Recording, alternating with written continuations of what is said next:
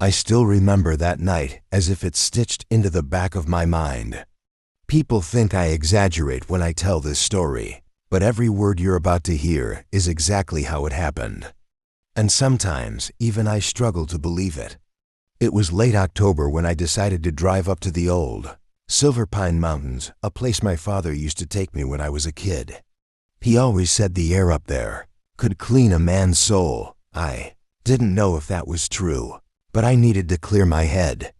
Halfway up the mountain, fog started to swallow the road.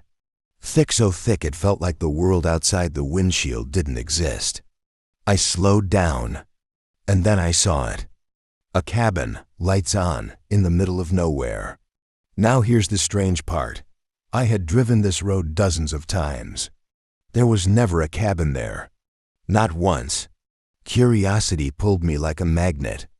I parked the car, stepped out, and felt the cold air bite through my jacket. The place looked abandoned, despite the warm glow leaking through the windows. The wood was old, cracked, like it hadn't been touched in 20 years. I knocked on the door. No answer.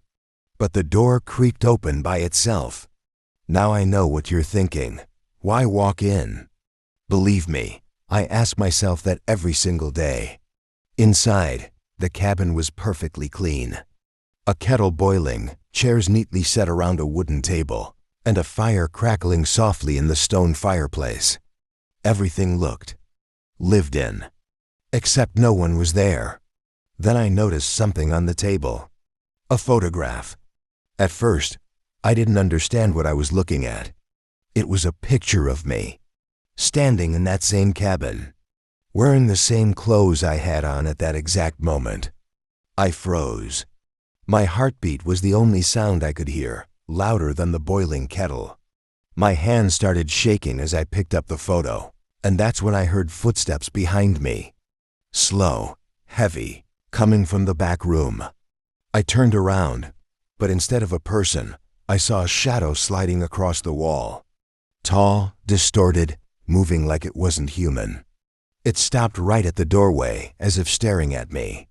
"Leave now," a voice whispered, not from the shadow, but right beside my ear. A voice that felt cold enough to freeze my breath. I didn't wait another second.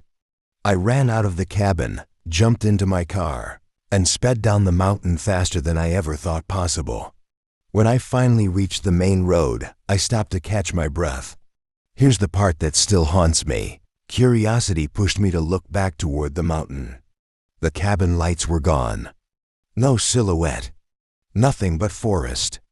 The next morning, I drove back with 2 friends.